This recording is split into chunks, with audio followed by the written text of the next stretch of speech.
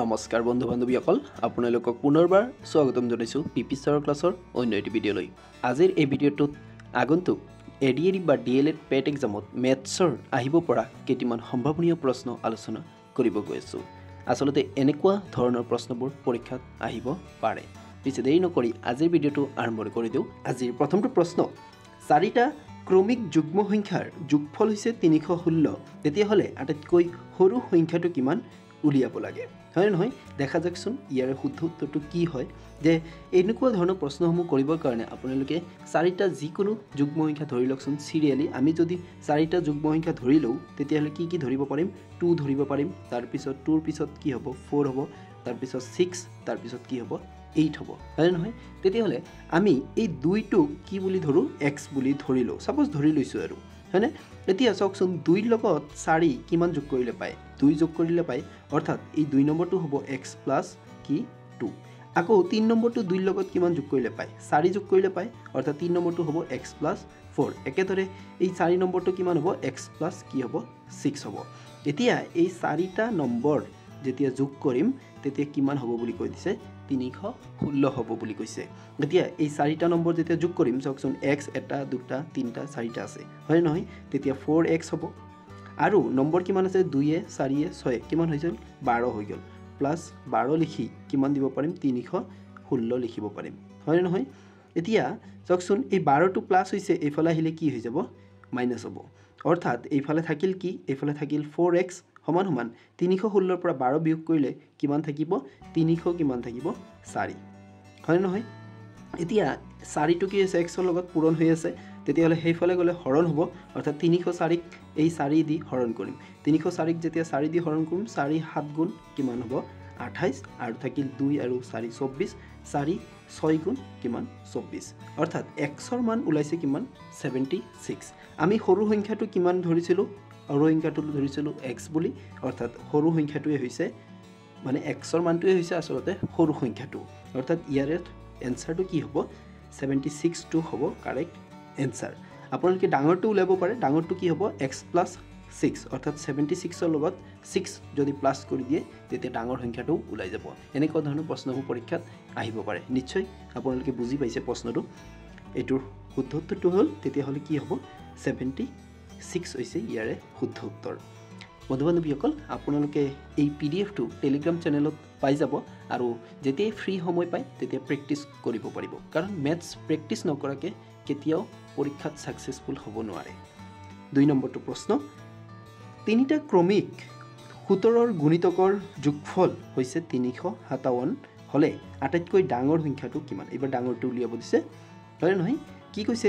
17ৰ গুণিতকৰ যোগফল। 17ৰ গুণিতক, হয় নহয়? ভাবি চাওক, 17ৰ গুণিতক মানে আমি জানো পূৰণৰ নেতাখন, হয়নে নহয়? 3টা ক্ৰমিক 17ৰ গুণিতক আমি ছাপ'জ ধৰি লৈছোঁ। কেনেকুৱা হ'ব ধৰকচোন? 17ৰ গুণিতকবোৰ যদি হয় কি হ'ব? যে 17 হ'ব পাৰে, ধৰি লৈছোঁ দেই, 17 হ'ব পাৰে। 17 দুগুণ কিমান হ'ব? 34, হয় নহয়? 3 17 গুণ কিমান হ'ব? 51। অৰ্থাৎ 17ৰ লগত এইটো কি হৈছে? 1 পূৰণ হৈছে, এইটো 17ৰ লগত 2 পূৰণ হৈছে, এইটো 17ৰ লগত কিমান পূৰণ হৈছে? 3 পূৰণ হৈছে, হয় নহয়? এতিয়া এই 3টা এনেকুৱা হৈ আছে, অৰ্থাৎ গোটেইকেইটাৰ লগত কি আছে? 17 আছেনে নাই? যদি 17 আছে তেতিয়া আমিতো লিখিব পাৰিম, 17টো ব্ৰেকেটত লিখি এইফালে 1 লিখিব পাৰিম, তাৰপিছত 2 লিখিব পাৰিম, তাৰপিছত কি লিখিব পাৰিম? 3 লিখিব পাৰিম, হয় নহয়? এতিয়া এই প্ৰশ্নটোকেই আমি 17টো কমন থাকিবই, কিন্তু এই 1ৰ ঠাইত লিখিলোঁ x, তাৰপিছতো কিমান বাঢ়িছে? 1 বাঢ়িছে, অৰ্থাৎ x প্লাছ কি হ'ব? 1 হ'ব। তাৰপিছতো 2 বাঢ়িছে, অৰ্থাৎ x প্লাছ কিমান হ'ব? 2 হ'ব। এতিয়া চাওকচোন ইয়াতে x টোটেল কিমানটা হ'ল? x টোটেল হৈছে 3টা, আৰু 1 আৰু 2 মিলি কিমান হৈছে? 3 হৈছে, হয়নে নহয়? অৰ্থাৎ আমি এনেকৈ লিখিব পাৰিম যে 17 পূৰণ 3x প্লাছ 3 ইকুৱেল টু কিমান হ'ব? সেই যে 357 দিয়া আছে সেইটো হ'ব 357 হ'ব। বুজিছে নিশ্চয়? এতিয়া 17টো কি হৈছে? পূৰণ হৈছে। 17টো সেইফালে গ'লে কি হ'ব? হৰণ হ'ব, অৰ্থাৎ হৰণ কৰিব লাগিব। যদি হৰণ কৰোঁ তেতিয়া এইফালে কি থাকিব? এইফালে থাকিব আমাৰ কিমান? 3x প্লাছ 3 ইকুৱেল টু 17 যেতিয়া 357ক কি কৰিম? হৰণ কৰিম। 17 দুগুণে 34 হ'ব, আৰু 17 এগুণ 21, অৰ্থাৎ ইয়াৰে এনচাৰটো হ'ল হৰণ কৰাৰ পিছত আমি পালোঁ 21। তাৰপিছত এই 3টো প্লাছ হৈছে, এইফালে গ'লে এইবাৰ কি হ'ব? মাইনাছ হ'ব অৰ্থাৎ এইফালে থাকিল কিমান 3x থাকিল 3 যেতিয়া মাইনাছ কৰি দিম 21 পৰা তেতিয়া হ'ব কিমান 18 অৰ্থাৎ এতিয়া 3 চাওকচোন 3 ৰে 18 কাটিব পাৰিম কিমান বাৰ 6 বাৰ অৰ্থাৎ x ৰ মান ওলাই গ'ল কিমান 6 হয় নহয় x = 6 এতিয়া আমাৰ ডাঙৰ সংখ্যাটো উলিয়াব লাগে ডাঙৰ সংখ্যাটো কোনটো ধৰিছিলো এইটো আৰু এইটো মানে এইখিনি তাৰ লগত আকৌ 17 কিন্তু পূৰণ হৈ আছে তেতিয়া হলে x + 2 অৰ্থাৎ x ৰ মান 6 তাৰ লগত 2 যোগ কৰিলে কিমান হ'ব 8 হ'ব আৰু 8 ৰ লগত কি কৰিম 17 টো পূৰণ কৰিম এতিয়া চাওকচোন 8 ৰ লগত 17 পূৰণ কৰিলে কিমান হ'ব आंसर ইয়াৰ শুদ্ধ উত্তৰটো হ'ব 136 17 ৰ লগত যেতিয়া আমি কি কৰিম 17 ৰ লগত যেতিয়া 8 পূৰণ কৰি আছো তেতিয়া চাওকচোন কিমান হৈছে 7 8 * 56 হৈছে হাতত 5 আছে তাৰ পিছত 8 1 * 8 8 5 13 হয়নে আপোনালোকে নিশ্চয় গম পাইছে কেনেকুৱা ধৰণৰ অংকটো একেবাৰে সহজত ওলাই গ'ল আৰু আপোনালোকে প্ৰেক্টিস কৰিলে আৰু সহজত মানে আৰু সহজ মানে আৰু অতি সোনকালে কৰিব পাৰিব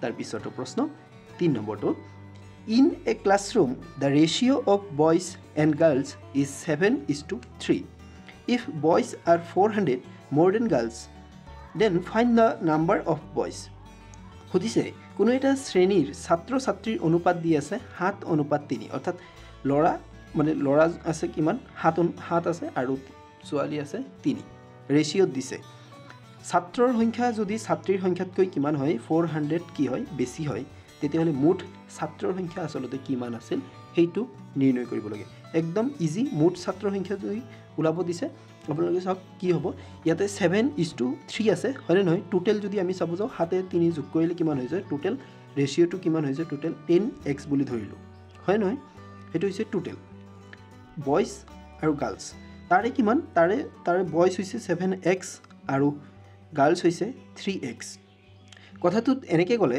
যে বয়স মানে ছাত্ৰ গাৰ্লসতকৈ কিমান বেছি 400 বেছি অৰ্থাৎ গাৰ্লস এইটো আছে হয় নহয় গাৰ্লসৰ হৈছে 3x এই 7x ৰ যে মানটো হ'ব সেই মানটো কিমান 400 3x তকৈ কি হ'ব বেছি হ'ব এটো কৈছে কথাটো এতিয়া আমি কি কৰি দিও এই 3x টো ইফালে আহিলে মাইনাস হৈ যাব অৰ্থাৎ 4x হৈ গল মাইনাস কৰিলো আৰু ইফালে থাকিল 400 আৰু এতিয়া চাওকচোন 4 ৰে 400 ক যেতিয়া কাটি দিম x ৰ মান ওলাই যাব আমাৰ কিমান x ৰ মান ওলাই গৈছে 100 হয় নহয় তেতিয়া x ৰ মান যদি 100 হয় আমি লৰাৰ সংখ্যা কিমান ধৰিছিলো 7x ধৰিছিলো যদি x ৰ মান বহাই দিয়াৰ লগে লগে লৰাৰ সংখ্যা ওলাই যাব কিমান লৰাৰ সংখ্যা ওলাই যাব 700 আৰু যদি ছোৱালীৰ সংখ্যা নিৰ্ণয় কৰিব দিয়ে তেতিয়াও পাৰিব ছোৱালীৰ সংখ্যা আমি কিমান ধৰিছিলো ছোৱালীৰ সংখ্যা ধৰিছিলো 3x বুলি x ৰ মান বহাই দিও তেতিয়া 3 * x কিমান হৈছে 300 হৈ যাব ছোৱালীৰ সংখ্যা আমাৰ ইয়াতে লৰাৰ সংখ্যা ওলাব দিছে অৰ্থাৎ আমাৰ অপচন কোনটো হ'ব ডি 700 টো হ'ব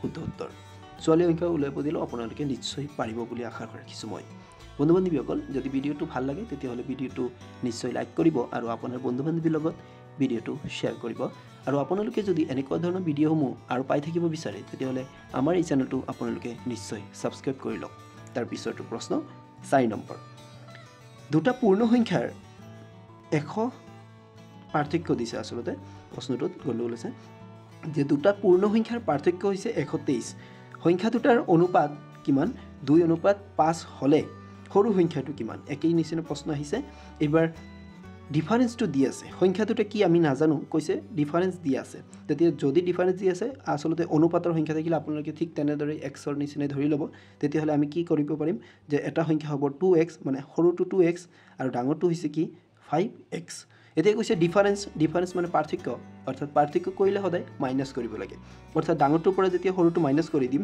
তেতিয়া হ'ব কিমান आंसर 3x হ'ব 5x ৰ পৰা 2x মাইনাস কৰিলে কিমান হ'ব 3x আৰু 3x ৰ মান কিমান বুলি কৈছে 123 এতে ইয়াৰ পৰা আমি x ৰ মান উলিয়াই দিব পাৰিম 3 টো যেহেতু কি হৈছে পূৰণ হেফালে গলে কি হৈ যাব হৰণ অৰ্থাৎ 123 ক 3 দি যেতিয়া হৰণ কৰিম 3 4 * 12 আৰু 3 * 3 x ৰ মান ওলাই গল 21 হয় নহয় এতিয়া আমাৰ যেহেতু সৰু সংখ্যাটো আছিল 2x x ৰ মান বহাই দিয়া যাক অৰ্থাৎ 2 পূৰণ কিমান হৈ যাব 2 পূৰণ 41 হৈ যাব आंसर কিমান হ'ব 2 পূৰণ 41 কৰিলে নিশ্চয় গম পাইছে কিমান 82 হ'ব লাগিছিল অপচনটো সৰি ইয়াতে মুৰে ভুল হ'ল এটোৰ শুদ্ধ উত্তৰটো কিমান হ'লহেতেন 82 হ'লহেতেন আপোনালোকে অলপ চাব 82 হ'লহেতেন ইয়াৰে শুদ্ধ উত্তৰ নিশ্চয় গম পাইছে বন্ধু-বান্ধৱীসকল অংকটো কৰাৰ লগে লগে আমি গম পাইছো যে কি आंसर ওলাইছে আপোনালোকক যদি ডাঙৰ সংখ্যা উলাব দিয়ে তেতিয়াও নিশ্চয় আপোনালোকে পাৰিব বুলি আশা ৰাখিছো তাৰ পিছৰটো প্ৰশ্ন 5 নম্বৰ ইফ এক্স ইজ এ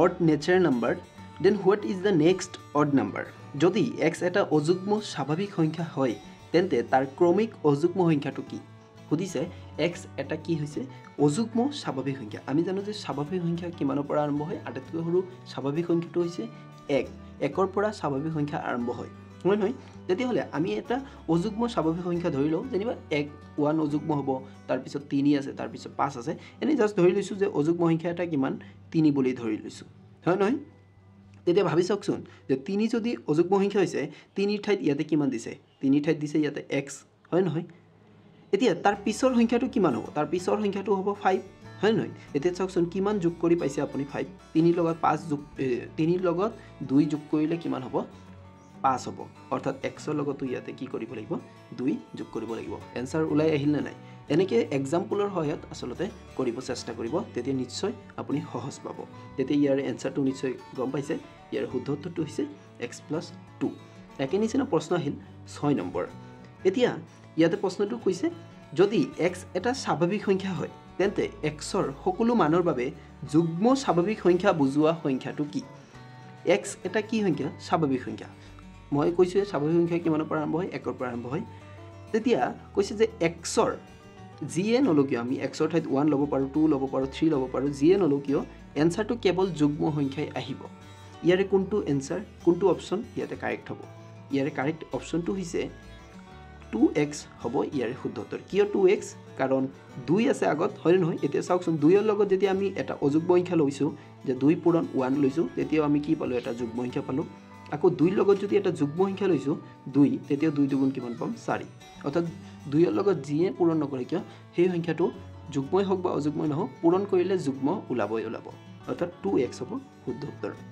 তাৰ পিছৰটো প্ৰশ্ন 7 নম্বৰ দুটা চলকযুক্ত ৰৈখিক সমীকৰণ এটাৰ কিমানটা সমাধান থাকিব পাৰে এতিয়া দুটা চলকযুক্ত ৰৈখিক সমীকৰণ আপোনালোকে দুটা চলকযুক্ত ৰৈখিক সমীকৰণবোৰ নিশ্চয় দেখা পাইছে যে এনেকুৱা এটা সমীকৰণ মই লিখিলোঁ যে x + y = কিমান 3 এটো হৈছে দুটা চলকযুক্ত ৰৈখিক সমীকৰণ কাক কয় যদি এটা সমীকৰণৰ ওপৰত হাইয়েষ্ট মাত্ৰা কিমান আছে 1 আছে অৰ্থাৎ ওপৰত যদি সূচক চাওকচোন ইয়াৰ x ৰ ওপৰত কি আছে 1 আছে y ৰ ওপৰতো কিমান আছে 1 যদি হাইয়েষ্টটো 1 হয় তেতিয়াহ'লে এটো কি হয় ৰৈখিক সমীকৰণ বোলে এতিয়া মনত ৰাখিব যে দুটা চলক মানে ইয়াতে x আৰু y দুটা আখৰ আহিল ABCD ৰ আখৰ দুটা আহিছে যদি দুটা চলকযুক্ত হৈছে এতিয়া দুটা চলকযুক্তৰ কিমানটা সমাধান থাকিব পাৰে এই দুটা চলকযুক্ত ৰৈখিক সমীকৰণবোৰৰ আসলতে কিমান অসংখ্য সমাধান থাকিব পাৰে এনেকুৱা ধৰণৰ সমাধান আমি নিজৰ ইচ্ছামতে অসংখ্য উলিয়াই ল'ব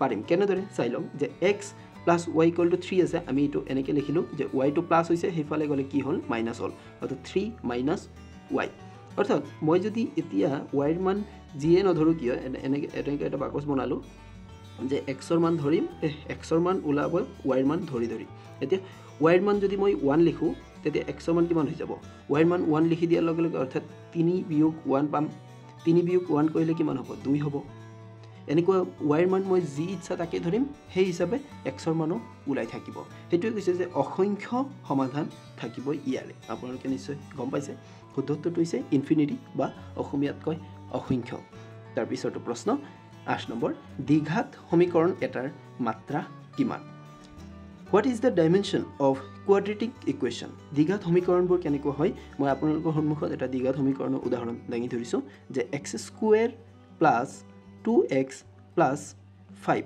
= 0 এটো এটা দ্বিঘাত সমীকৰণ এই দ্বিঘাত সমীকৰণটোৰ কি হ'ব মাত্ৰাটো কিমান সুধিছে মাত্ৰা আসলতে কি হয় যে সূচক হাইয়েষ্ট কিমান আছে হেতু চাব লাগে সূচক আমি দেখাইছো হাইয়েষ্ট কি আছে 2 আছে তেতিয়াহলে দ্বিঘাত সমীকৰণ এটাৰ মাত্ৰা কিমান হ'ব মাত্ৰা হ'ব 2 তাৰ পিছৰটো প্ৰশ্ন 9 নম্বৰ দুটা অংক বিশিষ্ট এটা সংখ্যাৰ একক স্থানৰ অংকটো x আৰু দশক স্থানৰ অংকটো y অংক দুটাৰ স্থান পৰস্পৰ হালহলনি কৰিলে সংখ্যাটো কি হ'ব দিছে কৈছে যে এটা দুটা অংক বিশিষ্ট এটা সংখ্যা আছে আমি জানো দুটা অংক বিশিষ্ট সংখ্যাবোৰত কি কি থাকে দুটা নম্বৰ থাকিব যেনিবা মই এক্সাম্পল হিচাপে ধৰক 32 লিখিলোঁ হয় নহয় 32ত কি কেইটা সংখ্যা আছে দুটা অংক আছে হয় নহয় এনেকুৱা আৰু তাৰে লাষ্টৰটো হৈছে একক আৰু তাৰ পিছৰটো হৈছে দশক হয় নহয় আপোনালোকে এইবোৰ নিশ্চয় আগতে পাইছে এতিয়া কৈছে ইয়াতে একক স্থানৰ অংকটো হৈছে x আৰু দশক স্থানৰ অংকটো হৈছে কিমান y তেতিয়াহ'লে এনেকুৱা হ'ব